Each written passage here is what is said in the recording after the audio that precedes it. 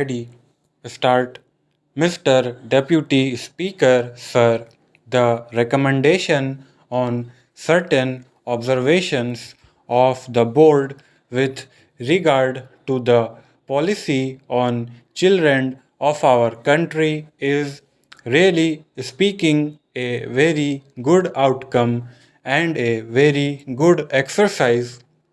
I have patiently heard the views on the policy as they were expressed by our Honorable Deputy Minister on the last day of the previous session.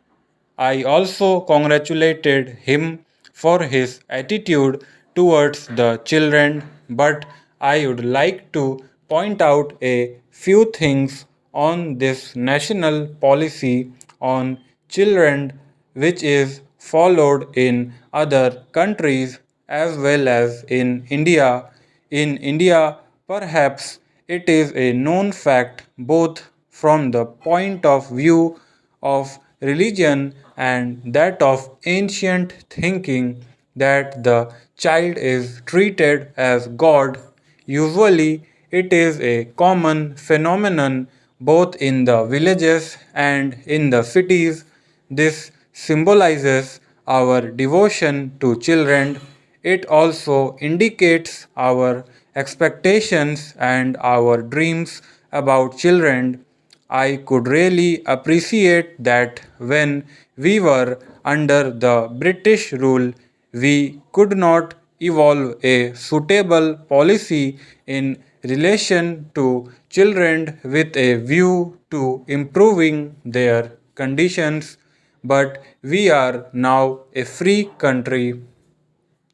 After taking oath as the Prime Minister of Free India, Jawaharlal Nehru never forgot to mention something about the children of India whenever he spoke, whether on the occasion of Republic Day, Independence Day, or any other occasion.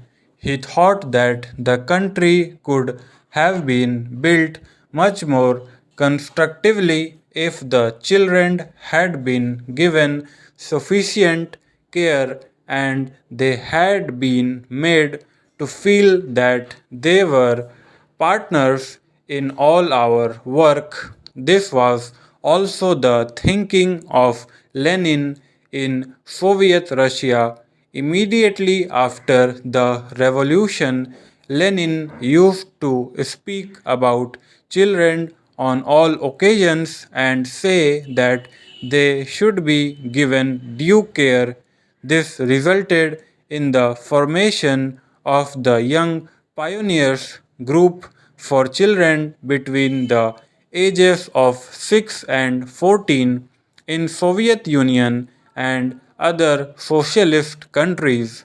In all the socialist countries, this group is recognized, engineered, financed, and administrated by the governments and given highest priority in the matter of development. Similarly, measures have been undertaken recently in Iraq also.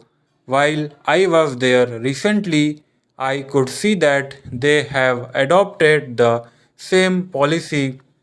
The first priority is given to them by that country. In our country, many organizations do not take care of the children. Voluntary organizations and the state governments do provide them with many facilities. The recommendations are very nice. If we read them, they appear to be much more constructive than even the young pioneer groups programs in the Soviet Union. But in actual practice, nothing has been done because of lack of funds.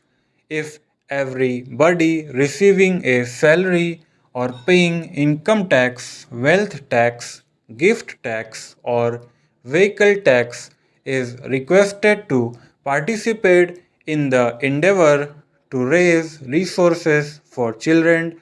Nobody will object if the general masses pay 5 paise per individual per year. We can have a very sizable budget and a very constructive and comprehensive policy both at the center and in the states.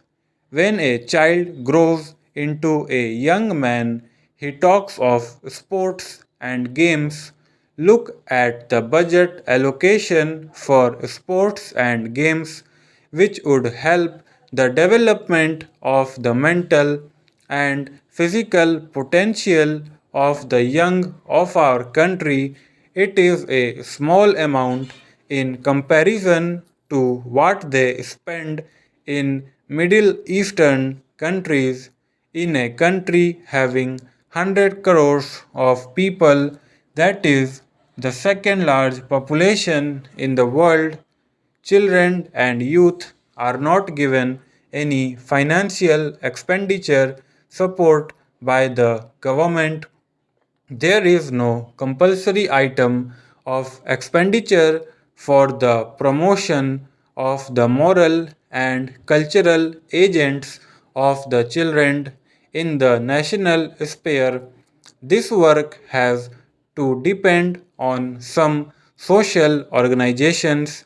I do not object to the participation of voluntary organizations, but I do feel that when a country proclaims itself to be a socialist country or a country on its march towards socialism, the looking after the youth and children should be the basic pillar of the policy of the country.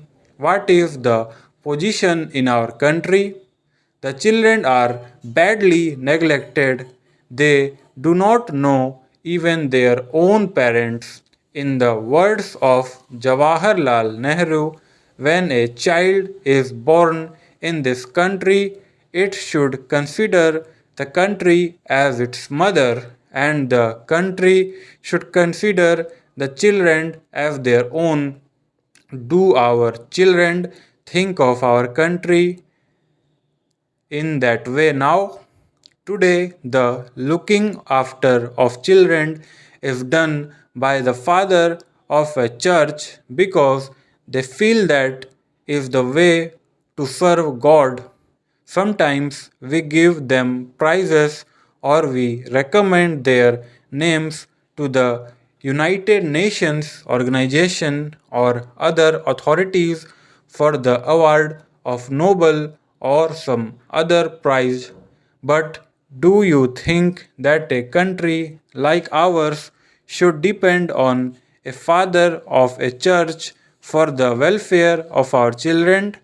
The moment a child is born in our country, it should be the responsibility of the country under our constitution and the rule of law as it obtains today. Stop.